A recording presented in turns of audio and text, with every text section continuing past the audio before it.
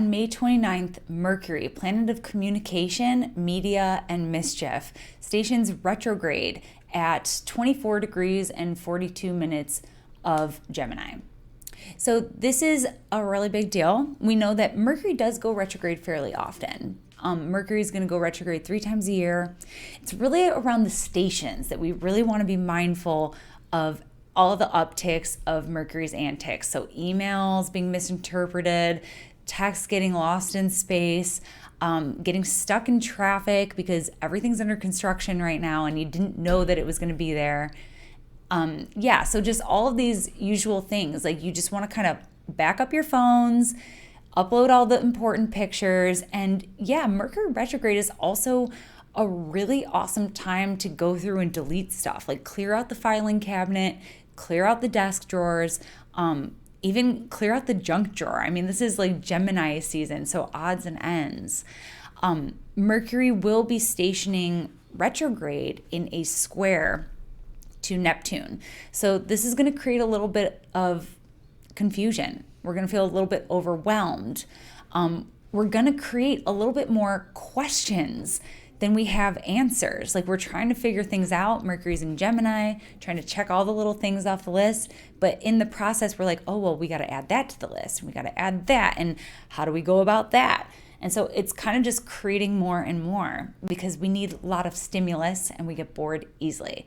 Mercury is going to be basically in Gemini. Anytime Mercury goes retrograde, it's basically that house in your chart is getting an extra dose of Mercury. It's so cool. The cycle of Mercury is actually fascinating. I'd love to do like a longer video on it sometime. But basically through May through July, you have Mercury in Gemini, inviting you to redo, to rethink, to reimagine, and to reinvent, basically. So find your Gemini house, and that is where a lot of action is happening because this is where the next solar eclipse is going to be happening in, about 10 days from now. We're going to have a solar eclipse in Gemini.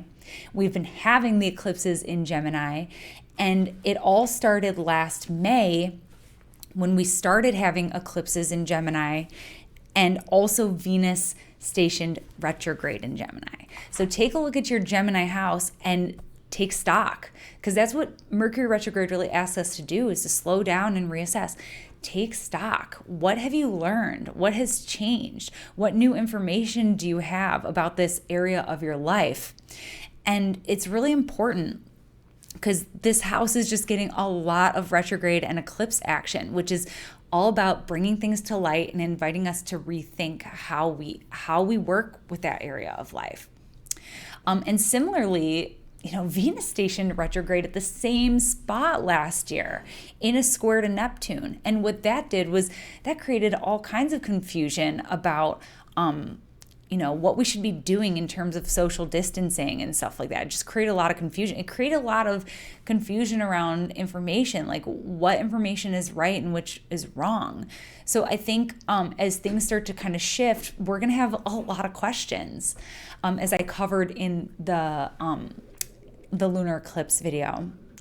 But Mercury will be retrograde until June 22nd, and it's going to station retrograde at 16 degrees of Gemini. So if you have any planets between 16 and 25, especially in the air signs or especially in the mutable signs, you definitely want to pay attention to this, because that means that this Mercury retrograde will be a little bit more pronounced in your life. And so, these 8 degrees are really hot right now. And one interesting thing that I just want to bring up. So Mercury will have its cazimi with the sun just hours after a total solar or annular solar eclipse. And that is usually a point in the cycle where Mercury gets like purified and renewed, and we get like a lot of clarity around the issue that the retrograde has been highlighting. However, because the sun is like damaged and it's eclipsed, I'm not sure we're going to get that. So I'm like, I don't know if this is going to be your usual Mercury cazimi, which we would normally look forward to. Mercury's in its home sign of Gemini, really strong, and going into the heart of the sun to be just like renewed and purified and reborn. That would be normally be something really cool. But yeah, I'm not so sure about this one. So I'll have to circle back when we talk about the Mercury cazimi. I just wanted to plant that seed now because I'm really interested in how that is going to play out for us. But yeah, so other Mercury retrograde stuff.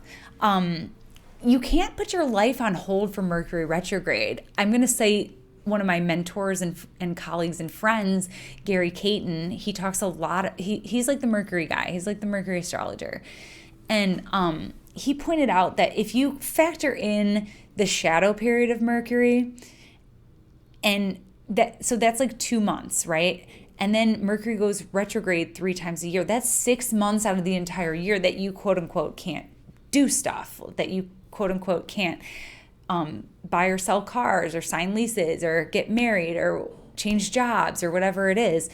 And 6 months out of the year, that's half your life, as Gary pointed out. And that's just crazy. So what I would just say is do not jump into things, but also do not put your life on hold. Do your research. And if you have like a big thing on the horizon, and then you're nervous because it's Mercury retrograde, talk to an astrologer and we'll take a look at your chart and see, should you wait or is this no big deal? Like just go for it kind of thing. Because that is the thing with Mercury retrograde, is it's inviting us to rethink and redo and reframe and create something new. So how are you supposed to do that if your hands are tied and you can't sign documents? So just some food for thought on Mercury retrograde. And yeah, I hope this one's good to you. I feel like this one's going to be big because we've had, like I said, lots of layers of action in the Gemini house. So I think this one is going to be really important, where we get some really profound messages around the Gemini area of our chart. So that is your astrology pint of the day. This is a big one. And I will catch you next time. Thanks so much for joining me today. If you want more astrology in your world, you can follow me on Instagram or Twitter at AstroCatherine. You can also connect with me on Patreon for extended videos and bonus content.